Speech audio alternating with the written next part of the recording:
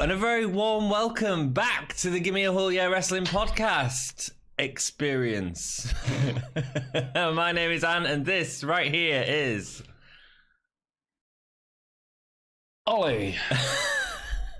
The Gimme a Whole Year Podcast experience. What do we think of them changing the names to the Viking experience? I mean, I don't know if there's ever been a worse idea in the history of humanity. Like, it's the kind of thing that, you know, that the Jorvik Centre might offer as like a kind of 2-day pass. It really is, man. It was so Vince's idea. That is Vince all over. Yeah. It's a great idea. If you don't know what the Jorvik Centre is, it's a thing in York in the north of England where you can go and see like what the Vikings were actually like. It's like a big history centre thing. It's rock and roll. Anyone who isn't British is not going to get that right. Not at all. April the 17th, we're reviewing NXT UK episode 39, which is one of my worst episodes of the entire run. So it was a placeholder, wasn't it? A lot of positives. It was, yeah. However, I think we have got some interesting stuff to talk about, so we'll go into that. It was filmed over WrestleMania weekend. Access, yeah. Title's probably not changed hands by this point because Access tends to be the week before WrestleMania in Brooklyn, New York, obviously where WrestleMania it was all edited afterwards. So we get the promos and stuff afterwards. That's why, spoiler alert, Pete Dunne's interview wasn't in the ring or anything. Yeah, of course it was. Package. But then one thing I will say is it's interesting to see who they're flying over to the US, who they care enough about to sort of fly over. I mean, I don't know if I've mentioned it on the channel. Me and Dom watched WrestleMania in Hull, and Primate was there as the guest host. So obviously they didn't fly him out for WrestleMania. So it's interesting to see the guys that they are flying out there. Yeah, quite interesting. I mean, it's the obvious ones, but then flying out Mastiff is good. Yeah, absolutely. And we got to see absolutely load of Devlin over WrestleMania weekend. Like he was on, he won the battle. Well, ages ago he won the battle royal for the during the last Worlds Collide thing they did. And then recently at Access they had him. He went over against who was it? It was Jordan Devlin versus someone. Cool. What good journalism. Not Tyler Bate, was it? No. It was someone from Velveteen? It was Akira Tozawa. Okay, cool. Is it Akira? Is that his name? Akira I think so. Is that the one that was shown earlier this week? Yeah. Okay, cool. That was over WrestleMania weekend as well. That's on the network. If you want us to review it and we get enough people like commenting and saying, let's review it, then we'll probably review it, you know? It was good, actually. You know what? So many NXT UK superstars won over that weekend. No, I watched a bit of it. I didn't watch the whole thing. I watched the Luke Harper match. I did. That was one I didn't watch because I saw the result. I saw Luke Harper's big thing on Twitter, and I went, I think that just watching it will make me sad. Yeah. So I just decided not to. It's weird. But I watched some of it. I saw the Devlin match. Good match, though. Harper's so underrated, man. Bagheera won as well. Oh, did he? Bagheera won, yeah. Okay. Bagheera won a triple threat. Cool. Mark Andrews and Flash Morgan Webster beat... who did they beat? We'll go into it properly. If you want a review on it, just give us a shout and we will happily give you that maybe next week at some point. It was quite good, but like just nothing like super exciting. It just feels like it's not gelling, and so that takes us on to talking about this episode. So obviously it's filler episode. We're getting all these NXT versus NXT UK crossover stuff. Yeah. It's an extension of Worlds Collide, really. It's disjointing the flow of NXT though. We're getting some really good stuff on NXT UK, and then this is happening. It's just let's throw them in a match against these that nobody cares about, and there's so much of that in this episode. Yep.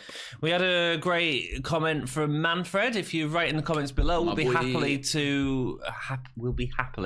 will happily talk about them on the next episode. Manfred says, great match between Tony and Ginny. I'm hoping there'll be some even better matches from them in the future. Ginny is awesome. Agreed completely. The two have wonderful chemistry in the ring, something that was severely lacking in this entire episode. And he says he totally agrees about Killer Kelly. I hope she'll get a chance to shine in the near future. She's too good, too cool to be an enhancement She's talent. got an awesome gimmick. She's really good in the ring. She looks great. Like, everything about her says big star, and yet they're treating her as a jobber, and I don't get it. No, it's weird. All they need to do is give her a couple of wins, and you know, her talent compared to someone like Isla Dawn is completely different, and they're pushing Isla Dawn more than they're pushing Killer Kelly. No comment. I think Killer Kelly could have a really good match against Toni Storm. Yes. It'd be something I'd really enjoy to watch. Yes. As would I. Yeah, maybe that's where to go next. Maybe. That makes sense. That would be cool. That's sort of I don't expect Killer Kelly to win. Killer Kelly start being a killer. Yeah. Have her start taking people out. Like stabbing them in the back. Yeah. Slitting the throats in the dressing room. I mean, that might be going a bit far. I mean, if you murder the women's roster, then you are getting a champion, I suppose. TNA, they can kill people. Rosemary kills people, man. WWE can do it. There should be more kayfabe death. More kayfabe death. Joey Styles. Absolutely. No, not Joey Styles. Joey Ryan. Joey Styles. Who's Joey Styles? He's phenomenal. Joey Styles. I'm AJ Styles. What is phenomenal? I think Joey Styles was a color commentator or something in like 2006. Can't remember. I'm gonna get castrated in the comments for not knowing who Joey Styles is. I'm pretty sure he was a commentator. I don't care about the commentators. I'm really sorry. Pete Dunne, main roster call it. Let's talk a little bit about that. So he lost the title at Takeover. Yeah. He's gonna get called up to the main roster. He didn't get called up to the main roster. Didn't. No, we need to see the rematch with Walter. Yes. It also feels like he could have done that and been on the main roster as well, though. I don't know. It's a given that he's losing, though, then, isn't it? Like, you know, we're never going to end up talking about this episode. And we will. Let's talk about it. Let's talk about Pete Dunne when we get to the Pete Dunne segment. Rock and roll. We will move on with the episode because Ollie says so. That's the bottom line! Mark Coffey and Joe Coffey. Clearly they still care about Gallus, which is good. Versus Raul Mendoza and Humberto Carrillo. Show me the way to Carrillo. Not enough syllables in Carrillo, is there? I extended one of the syllables. Carrillo. They're on 205 Live, NXT. Lots of cross-brand stuff in this episode. But yeah. Crowd are silent. Yeah. Crowd don't care. Yeah. I won't care, I don't think, if I saw this match. Nice agility from Humberto Carrillo.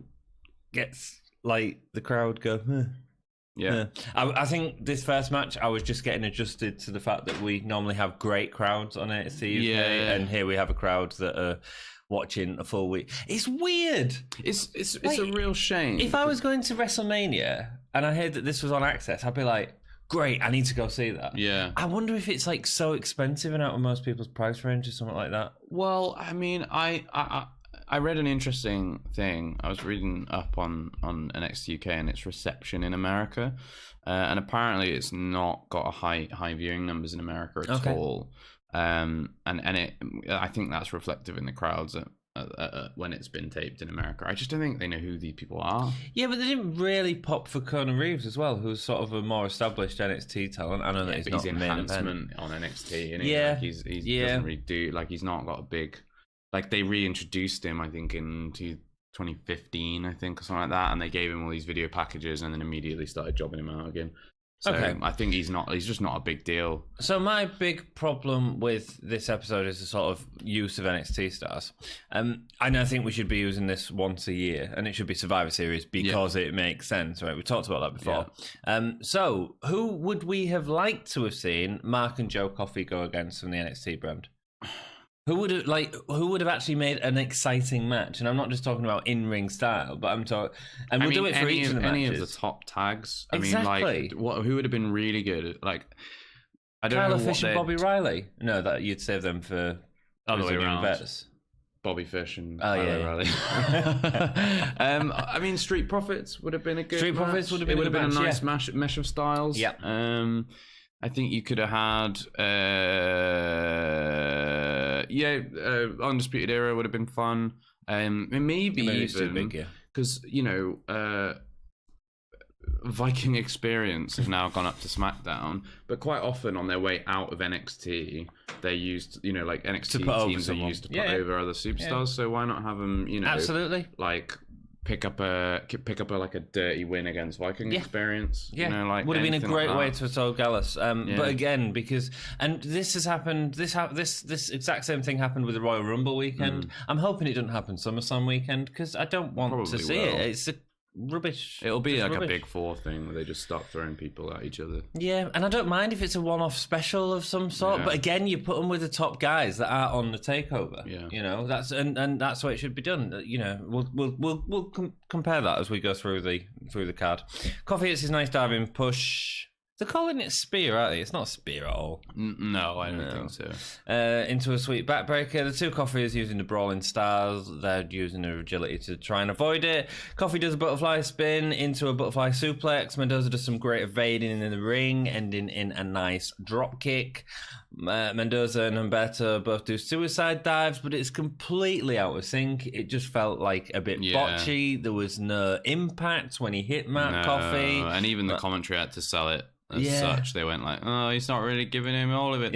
He's not caught it all, has he? Which generally means that's gone a bit wrong. Looks rubbish. Oh yeah, exactly. Humberto did a really nice moonsault, followed by Mendoza's 450 onto Mark. Those were beautiful. Yeah, in fairness, really nice. Really good. Joe pulls Mark out the ring though to get the stave to stop the pin. A nice uppercut on the outside from Joe as he's running on the ring ropes, and then there was an ensiguri from Mark, which ends in Joe hitting his lariat for the pin. Super awkward finish. Do you know what that move's called?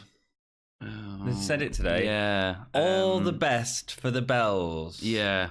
He said something about wishing him a happy new year 8 months early or something. And I was all the best for the bells, wishing him a happy new year 8 months early. That's the name of the move. Wow.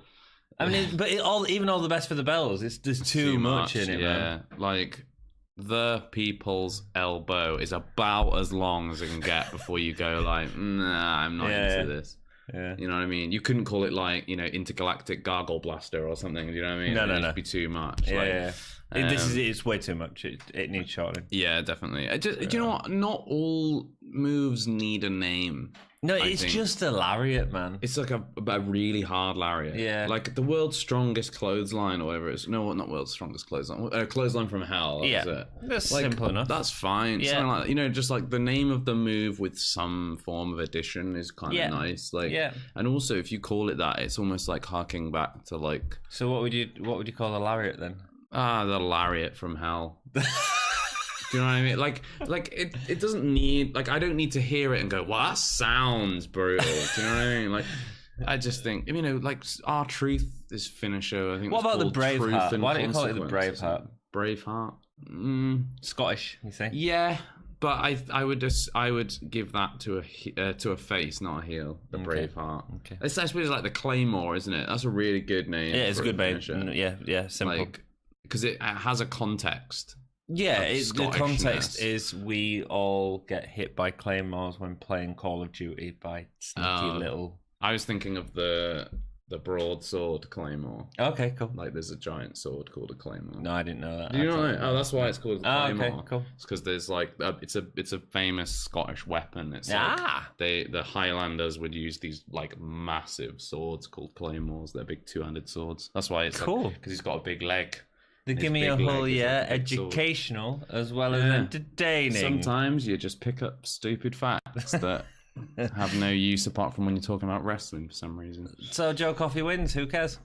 Yeah, I mean, this is the thing. Like, and this, I'm sure we'll come back to this through all the matches. It's like anyone else would have been like, but let me put it this way: if this had been shown on NXT. Would you have thought that Gallus were going to lose? Yeah. You would? Yeah. I would argue that, like, you would have still known they were going to win on NXT. Yeah, because it just feels like anyone comes across to the brand and, like, the next match, Mastiff, Mastiff ain't losing to... That's what I mean. So that's what I mean. Is like, if you were watching that match, Gallus versus Mendoza and Carrillo. No, I still think that. I think that on lost. NXT, Gallus would have lost. Yeah, and that's part of my problem with it. It feels like there's no surprises. That's my problem. That's my problem in the opposite way is that I think Gallus you would know that Gallus would win either side. Like if they was on NXT or UK or NXT, and if that's the case, then they should be fighting a team that's on the same level as them. Yeah, absolutely, and that's my problem with it. They should be fighting someone like Raw Raiders, or that would have been great. Because then if you watch that on NXT TV, you'd be like, oh, I think War Raiders are going to win. But I would just assume Gallus would go over on any show, in any situation. Oh, no, I don't think so. Not against War Raiders. Anyway.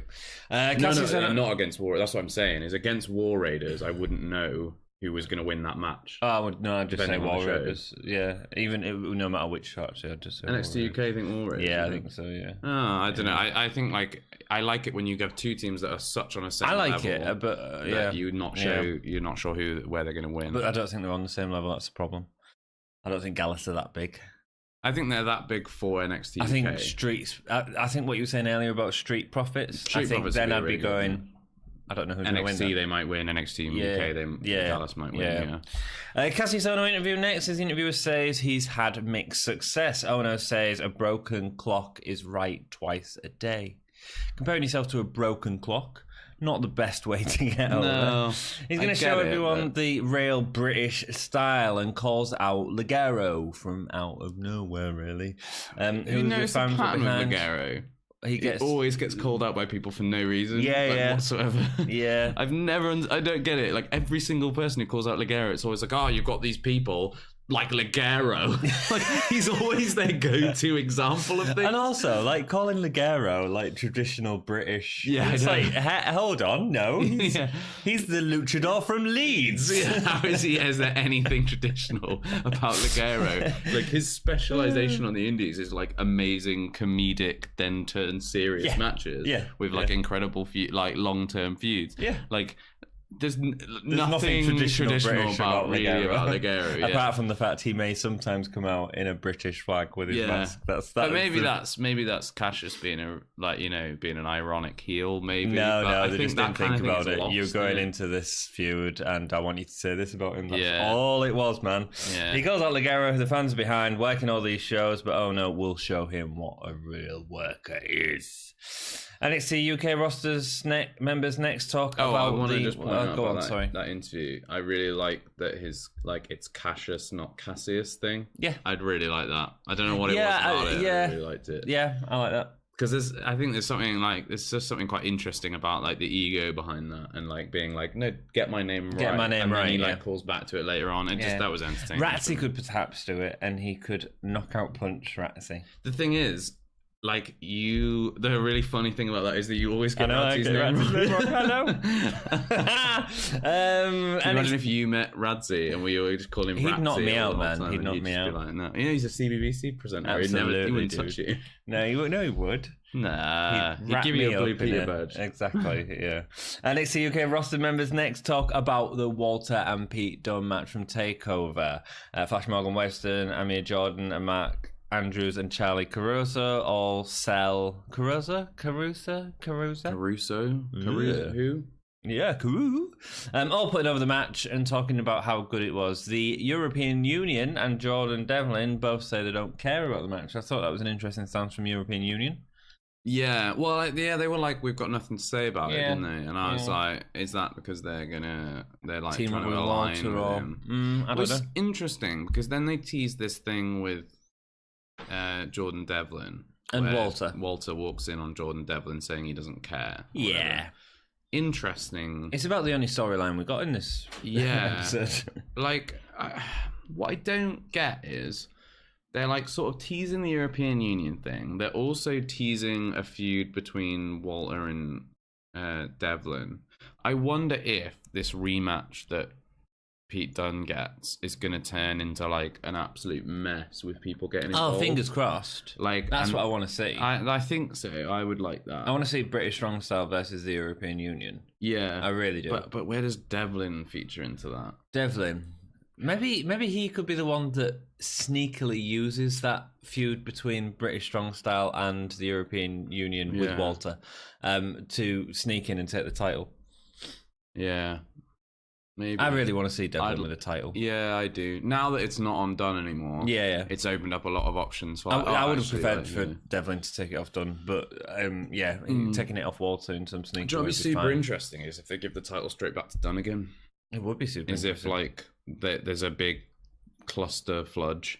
Yeah, happens during this rematch, and Dunn ends up walking away with a title, but then during maybe Walter's rematch, Devlin gets involved again, and then it ends up in a feud between Pete Dunne and Devlin, or Walter and Devlin. I don't know. We'll see. Yeah, I mean, at least it's gotten us to a point where we're speculating. About it, absolutely, which is nice. Yeah. It's nice to think about wrestling in that way again. Yeah. Because before it was kind of stale. We should really try and go to the next takeover in Britain. I think the Blackpool one was awesome, and I think the next one is going to probably even top that, especially with the depth that they're starting to add to these characters. Absolutely, It'd be great. Walter steps up to Devlin, so we've got all that going in. Kona Reeves next versus Dave Mastiff. He's been gone since Blackpool takeover. Yeah, great to see him back. Yeah, you said his style wasn't as fluid? Not that it wasn't as fluid. More that I don't know. He seems like a little bit slower on the uptake this time round than I remember him being.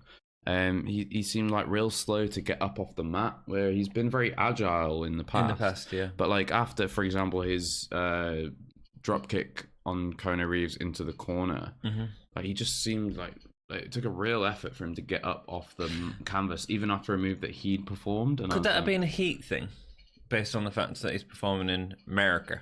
It could be, but I imagine that kind of building is air conditioned.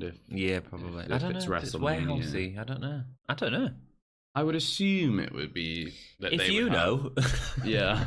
Let us know. Post in the comments. Did it have air conditioning? We should have researched this before the show. Well, I think that's the kind of thing you'd really struggle to find out. Like, unless you called them up and went, excuse me, do you happen to have air... We're from a wrestling podcast. We'd like to know if you had air conditioning in your venue. Reeves was really good, talking trash a lot during the match. Yeah. My problem was that Mastiff never really had an answer for it. It should have been Kona Reeves talking trash. Mastiff uses that to take him out straight away. But if we learn anything from Mastiff's like recent promo thing, like talking's not his strongest. You say that. I've got an interesting thing about the promo, and we'll go into that there. And it might not be talking, but I think he's very good. I think he's very good in a certain situation. Kona Reeves sold well for Mastiff all the way through, looking exhausted throughout the match, which maybe is why I didn't notice Mastiff's exhaustion as much, because Kona Reeves was the one that was doing a lot of the selling for that. Yeah. Kona moves out of the way the cannonball. We get an armlock submission attempt from Kona. Nice crossbody from Mastiff into a nice German. Mastiff eventually hits cannonball and gets a win. At least he didn't lose here. I mean, that would have been... a real shame. I guess so. Watching this match, man, I just wanted Dennis and Mastiff back together. Yeah. It was kind of... I think I really like Kona Reeves. I just like his style. I like his gimmick. I like his appearance. I think he's good in the ring. Like, he sold awesome. He sells really well. He's got a really good look to him. I think there's a lot that he's got going for him. I don't think he was the best suited opponent for Dave Mastiff, to be quite honest.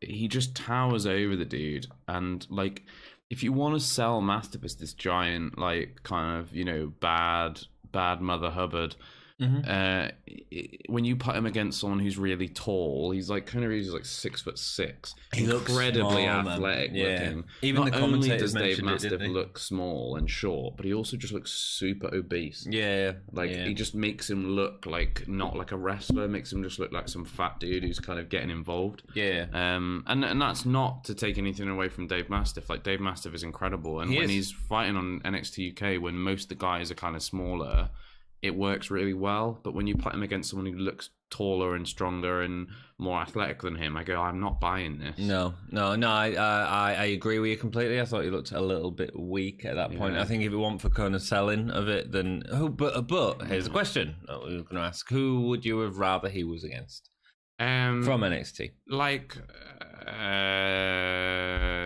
Danny Burch. No, because we've seen that. I haven't seen him against Danny Burch.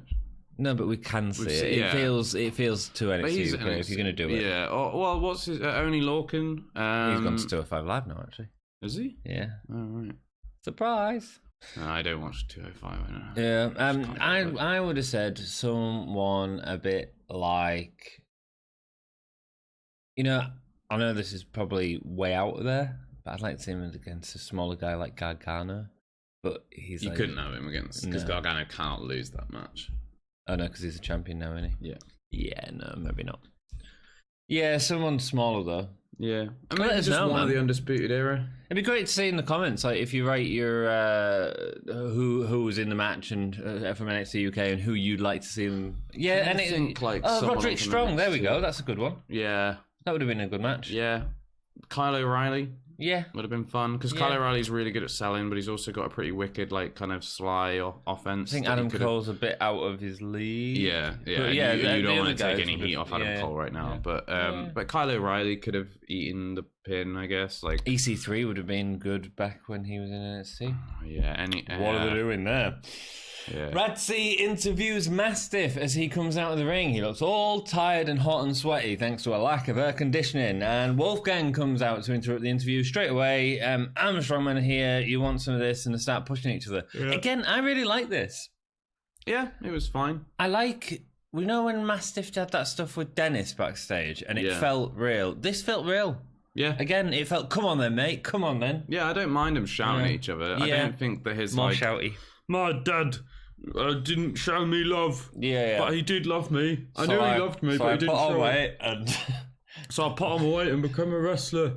We should just have him like eating ice cream in a promo. I miss my daddy. That's really sad. I know, right? Kacy, have you got what to say about that? No, not really. I'm excited to see that match because I think it'll be good. I think that Wolfgang's got a bit more going on than Dave Mastiff's previous opponents, and he's a bit bigger and a bit more of a similar style. It might be a fun match. I think that match is coming on NXT. I think that match is coming in the filming that they've done in back. And that'll it happen at Access. Yeah, I think so. Yeah, that'll suck then. Yeah, I think so. Because we're building it up behind that match. Mastiff is so popular. You need a crowd behind that match. You're right. Having him against Wolfgang would be really interesting. And having Wolfgang win actually in Glasgow, that'd be a really interesting. It'd be a big push for Wolfgang. It certainly would. Kacy Catanzaro versus Rhea Ripley next. Kacy was the Ninja Warrior girl. She was in the Royal Rumble earlier this year. She's actually really talented. She's really good. She also has already had a match with Rhea Ripley at the Mae Young Classic, which was excellent. Right, it was really good. Beautiful their hands. Styles work really well together. Yeah, man, they do. I'm guessing Rhea won that at Mae Young. Yeah. Right, cool. Yeah. I'd like that. Yeah. Kacy delivered a beautiful handstand on the top rope. She does that. It's great. It's beautiful.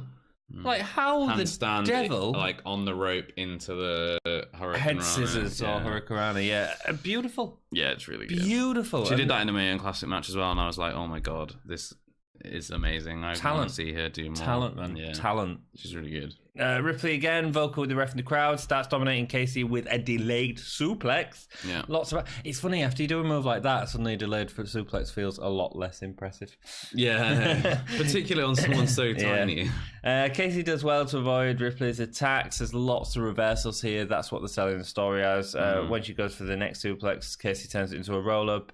Riptide gets the win. Yeah. I quite enjoyed this a little bit. The Mae Young Classic match was way better. Was it? Because it was longer. Right. Yeah. I thought Rhea looked strong. Didn't look weak against her, which is good.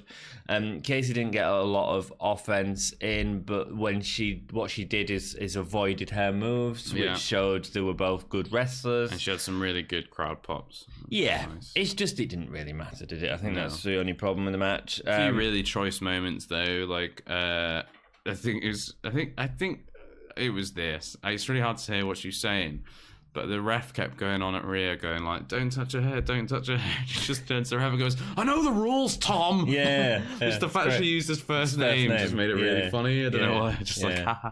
Yeah, no, I really like her shouting and stuff. I think it's great. It looked like a giant fighting a toddler at times, though. Do you know what I mean? It was like there was such a height difference. I was like, I mean, like, you know, Kacy's good and all, but there's just no way that like she's taking out. No, unless we get an underdog story at some point. But we're not building up to it. We're just across in the States having an NXT versus NXT UK because that's what we're going to do every 3 months. A match I would much rather see, as great as Kacy is, and how good their Mae Young Classic match was, because I've seen that already and it didn't get enough time, so I know that like it wasn't going to be as good. I'd love to see Rhea Ripley take on Shayna Baszler. I think that'd be a really interesting match. Yeah, I think it could have great potential. Absolutely, like solid as all anything, broad-shouldered, brawly, aggressive. You know, tanks. Yeah. Just do you know who I think would be great to see? Yeah. Rhea Ripley and Candice LeRae. Yeah, I think that'd be great. Yeah, nice underdog Johnny Gargano, but story, underdog like, that has a chance as opposed to Kacy. Rather than Kacy, who you think like she's great, but she's going to get absolutely destroyed. And hopefully Kacy goes on to carry on because she's talented. I mean, I want to see her as NXT Women's Champion at some point. Fingers crossed. She needs a bit of momentum behind her, and then suddenly this match in 2 years' time would be a lot more. Can you imagine that match though? Like the pop she'll get in like if it's a real slow build to like a huge championship match when she does those moments. Of like incredible athleticism, like how good those pops will be when she's like going for it, and then she like gets her like little underdog comeback and little face is working away, and everyone will be like, "Come on!" And then Rhea Ripley comes out and knocks her teeth out. Yeah, just punches her in the head. Kacy's backstage. After the match, Ripley attacks her again with a cloverleaf. We go straight into the backstage segment where Kacy is nursing her back with some ice. Ripley comes in and says, "This is what happened when you miss with me in the women's division." Yeah. Look at someone like me and someone like you. Yeah, it's fine. It's bullying. I like it. Just weird that they went from like, oh, we're fighting, I'm attacking you after the match, to we're going to have a home and away cordial kind of conversation backstage where I'm not going to just slap you in the face. Yeah. You know what I mean? Like, no, it felt like really weird. Yeah, she should have just pushed her off, shouldn't she? Or something, pushed her off the thing. I felt there should have been more aggression considering what just happened, either from Rhea or from Kacy. Like Kacy should have been more annoyed and less like emotionally upset. That's what she looked. She was like, "Why would you do that?" As she's nursing her back, Piper Niven steps up to Rhea and there's a little exchange with them to scare them off. I don't think Rhea dealt with this very well because she just shut up and it made her look like she was fearful of Piper. I think these two should have had a little bit of an exchange, you know.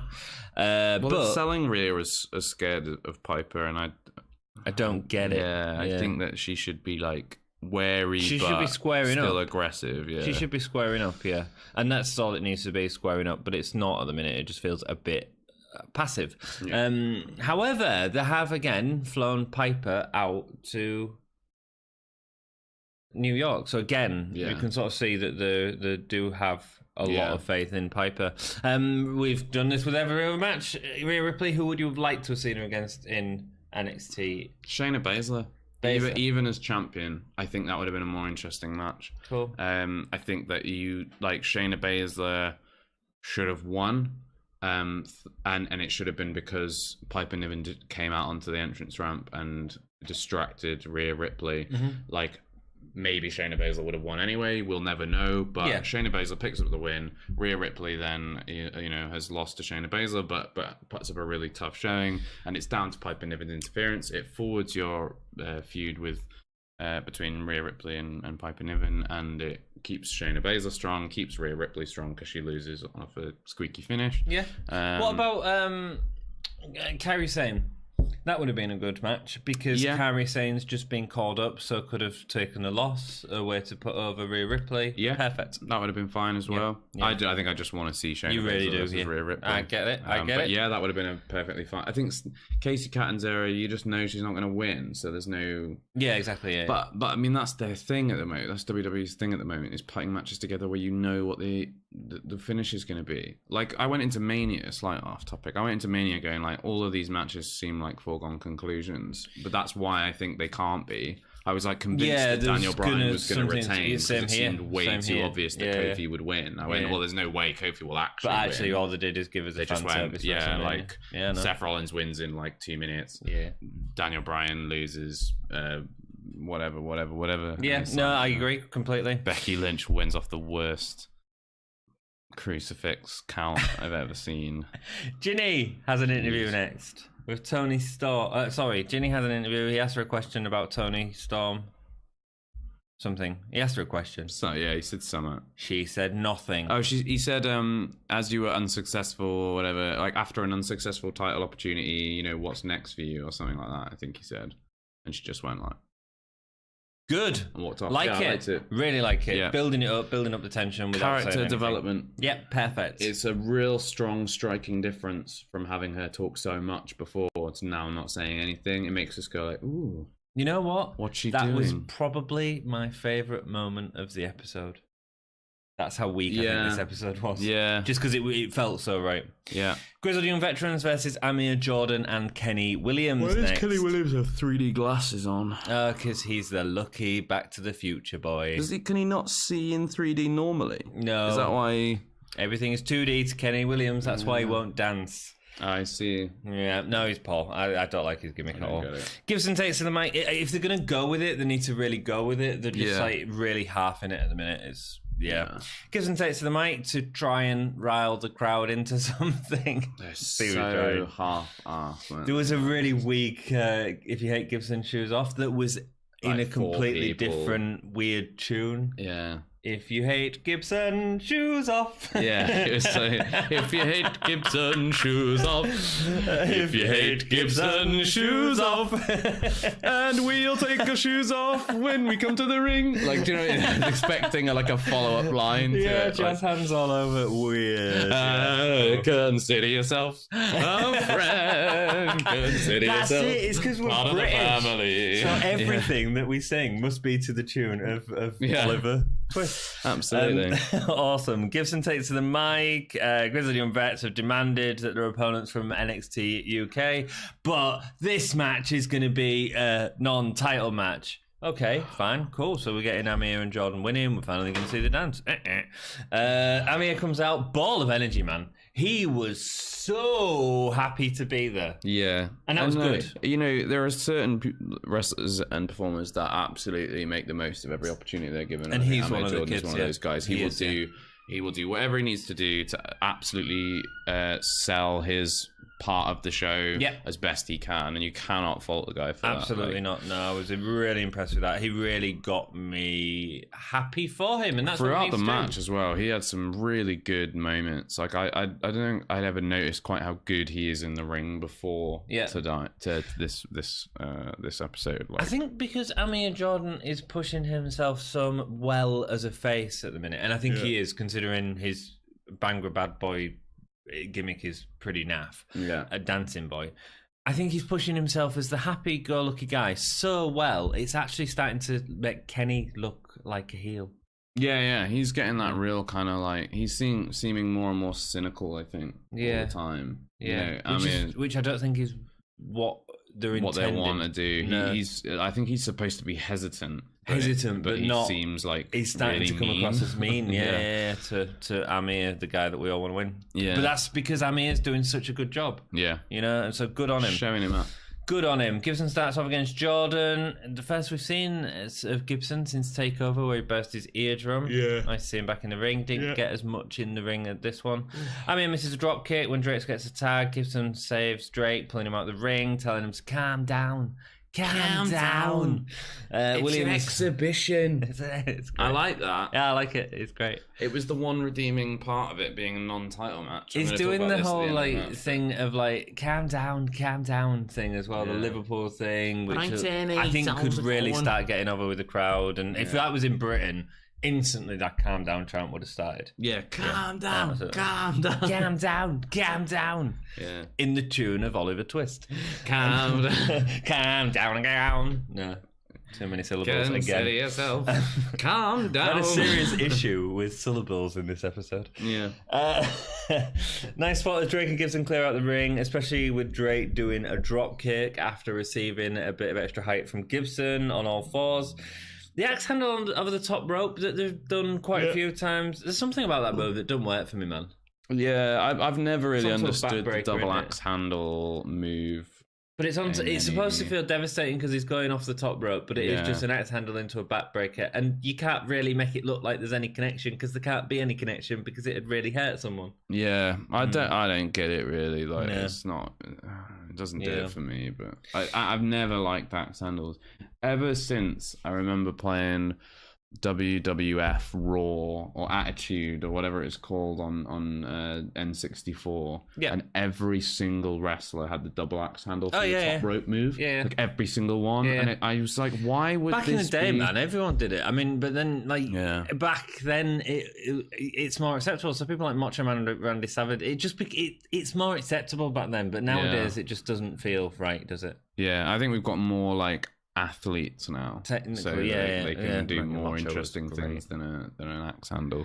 Cool. Williams gets out of Amir Jordan again, really building up the crowd well on the outside for a hot tag that never happened. Yeah, but stomping on the steps, really trying to get the crowd invested in the match because they weren't being as vocal as they were used to. I was watching a great interview with Chris Jericho, and I think it's on Stone Cold. I might have been listening to it. But I think it was on Stone Cold's podcast, and it was when he interviewed Chris Jericho, and he's talking about The Undertaker, and about like just guys who just understand the business and understand how to connect with the crowd. Mm-hmm. And he was saying that like he once watched Undertaker like stood on the ring and he was waiting for a tag, and at one point he just like got down from the ring apron and like punched the steps and then screamed and then like eventually got back up on the thing, and like he just like lost it at ringside because he was so frustrated that like he couldn't make the tag. And Jericho was saying like and like the crowd instantly responded to that, and then it built the match up even more, and that led to a really good thing. And I think Amir Jordan has that same, I'm not saying he's like the Undertaker, but he's got like that same ability to connect with a crowd, that same ability to rile them up, and he knows like when to do stuff like on the outside. How many tag teams do you see just stand there like waiting for the tag, and all they do is hold the string and go like that, and then they go Kacy Sane's quite good at building up in a tag match anyway. Another one, but no, Amir Jordan is great, and I'm really impressed with him in this episode. I can't wait to see more of him actually, if he carries on with this energy, and good for him, man. Absolutely. Good for him. Williams gets out of a submission with a cutter, but the crowd already started chanting boring from a long submission. Williams was in there for way too long. He was in the match way too long, actually. Williams takes out Gibson with a kick, but Drake delivers a clothesline, which turns Williams inside out. Gibson really starts selling the ear on the outside as Drake shouts to him, "Are you okay? Are you okay?" And distraction leads to Jordan getting a tag, and he is able to avoid Drake. A great jumping neck breaker from a roll off the apron. Looked really good. Amir, man, watch out. He could be really big news. He could be really good. Gibson saves a pin attempt. Williams gets a nice rolling face plant into Amir's Jordan Swanton. What is it called? Swanton Bombay? Yeah. That's the one. I just wanted to see how long that would go for. Yeah, Swan. I got it written down. I just didn't want to look at my notes. But Gibson saves Drake from the pin, pulling him out of the ring, and then Gibson and Drake walk out, leaving the match to end in a count out, meaning that the titles that were on the line don't mean anything. Right, this ending is perfect if you have the titles involved. Yes. It makes so much sense. Yes. Right? If they're not involved, what is the point? What is the point? Just take the pin. It's only an exhibition. Yeah. You've been telling us that all the way through the match. Yeah. And then you have a finish where you go like, we can't possibly take this loss. We're just going to lose. It makes no sense, does it? Like, this should have been a title match. Because otherwise, what is the point in me investing in watching it? Yeah. Or you do the opposite thing. Because they ain't winning the titles. They're just not. So you have the opposite thing. You have it a non-title match, and you have Amir get the pin, and you have the spot that they've been shadowing for weeks that Kenny Williams does the dance with Amir. Yeah. You put him over as a face. So next time we have this ended or whatever. Yeah. Yeah. Bad. I think the dance has got to be immediately followed by heel turn. He'll dance, and Amir Jordan be like, "Yay, he's dancing!" And then he'll like turn around, carry on dancing, and Kenny Williams will hit him from behind. Yeah, that's got to be, and it's got to be after a title loss. It's got to be after they fail to win the titles. Okay, cool. Yeah, well, like, I can see that I'd happening. be fine with that. Yeah. But this, like, we're not going to do a title match, and then for some reason we're going to care if we lose or not. Like, we're gonna care if we lose by getting pinned. And in my head, that doesn't make any difference. They are now title contenders, whether you took the pin or not. Yeah. Do you know what I mean? You could have pulled him out and then carried on the match and then beaten them and then stopped them from becoming title contenders. Yeah. But instead what you did was you went, I'm not going to let him take the pin. I'm going to roll him out just for us to lose anyway. Makes no sense. In a match that you don't benefit from losing that way. No. If the titles are on the line, they benefit from losing that way because they keep the titles, but they don't benefit from losing for a count out in an exhibition match. So it makes no sense. It makes no sense whatsoever. So what do you think about the match in general? It's really hard to say. I don't think Gibson and Drake did great in this match. I thought they were alright. Okay, not as good as we've seen them in the past. No, definitely not. But I think a lot of like what makes their matches really good is them feeding off the crowd. Yeah. And when they're given absolutely nothing to work with, I don't think it plays well with them. No. I don't know if that's a failing of their work in that match or whether it's just like just an unfortunate atmosphere. I think it's I think they're really amazing. I don't think it was their best work by a long shot. No, I don't think Amir Jordan was amazing in that match. Yes, he was. Interview with Pete Dunne. What's next for the Bruiserweight? He built up NXT UK. He isn't going to stop until he gets the title back, as it's an extension to him. Now he knows what to expect with Walter. He knows how to beat Walter. Pete Dunne built the platform for Walter, so now Walter should give him the respect and give him his rematch. Yeah. A very long, it wasn't very long, it was 2 minutes. Long for him. Long for him. And he talked well. Yeah. Talked well. Really solid. Said what he needed to say. Said it with conviction. Absolutely. I believed every word that he said. Yep. I'm looking forward to seeing where they go with that in the future. Yeah. Right time to do it. Yeah. Probably the second best thing in this episode. Yeah, absolutely. Next to Ginny's interview. I would agree. No, third best thing in this episode after Kacy Catanzaro's amazing handstand that was great. on the ropes into a Hurricane Rana. So, okay, stars for this episode. Ollie. 1. I'm giving it half star. Yeah. Paul. Yeah. Don't watch it. It's super placeholder. It's an extension of Worlds Collide. It's not really about NXT UK for the most part. Really disappointed to see them basically skip over what should be a continuation of a brand in favor of just being like, well, these are all the other matches and bits that we filmed at Access. Here they go. You know, don't care. Yeah, don't care. Do you know what would have been better? Go on. And call me crazy, but in the week or whatever that they've had since Mania, or the week and a half, whatever they would have had to then start the editing process, I would have been happy with pretty much if they'd have just shortened the episode to 45 minutes, because it was only 51 anyway. Have it 45 minutes and have it all, or like Ginny, 75% of it, not be promos. Yeah, absolutely. And build up I think they're trying to slot a lot of stuff into it. I think they're trying to, but they just want that much interesting stuff. That's the problem. Yeah. Best match, obviously, the last match. I think Rhea Ripley's Kacy Catanzaro. Really? Yeah, I think I enjoyed it more. Cool, fair enough. Best performer, Amir Jordan. Yeah, Jordan. It's great. Yeah. Good for him. Good for him. He was great. Holy shit moment is the Kacy Catanzaro. Definitely, because it's always fun to watch. Beautiful. So I really hope they put her in the next WWE game and that becomes a move that you can do. Yeah. So I'd make that my finisher. I'd give that move to Braun Strowman. Oh my god. Can you imagine? It'd be awesome. That would be the best thing. This is awesome. Let's talk a little bit about Pete Dunne's main roster non-call-up. Oh, yeah. That thing. I mean, I just don't think it's the right time. I think he's got more to do in NXT UK. He's only just lost the title. Double duty, man. He could have done double duty. Yeah, he definitely could, because they only record them in kind of one... they record them once every few months. They tend to do this thing where they lose the title and then they'll hold off on sending them to Raw or SmackDown. If they're going to do it, right, that was the right time to do it. Yeah. Is what I'm saying. Do you remember how hot Kevin Owens was coming up to Raw? Because he was still NXT champion. Part of it. That was a really cool thing that they were doing. Absolutely. But, you know, Pete Dunne coming out against Finn Balor for the IC title would have been great. Stick him straight on the IC title, because, then dropping the UK title doesn't seem gives him another belt to bite onto. He likes tasting belts. whether he's getting the NXT UK Championship back. Fingers crossed. Fingers crossed. Because I think he glues the brand together. Yeah, and that whole promo about like, you know, I remember what the chase was like now. Yeah, makes sense. And like that would be a cool thing if he like beat Walter, and then he was like, yeah, I beat the guy that beat me, and then Jordan Devlin like somehow sneaks into the picture and like steals the title away.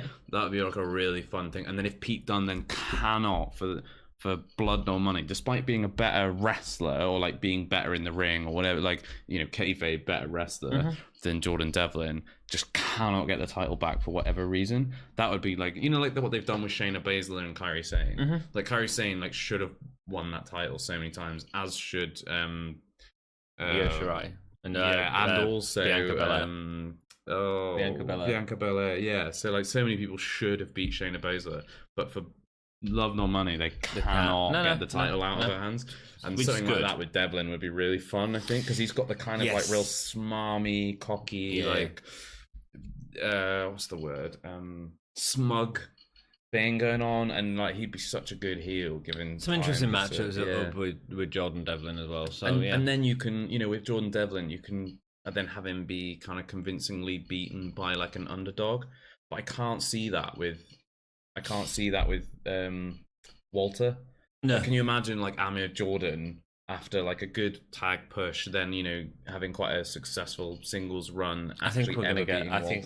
I reckon we're gonna end up with Tyler Bate versus Walter that would be fun. It'd be a good match. I don't think. I think the better booking for Pete Dunne is the taster of belts. So I think you should have him. Yes, you should have him go from belt to belt, taking a bite out, and it should remain tag team with Bray Wyatt. Bite out the belt. I enjoy the chase. Hands it back over. And he just goes around biting every belt, tasting the belts. This has gone like. This has fallen so far from like world's longest title run being Bruno Sammartino to I'm a guy who bites belts.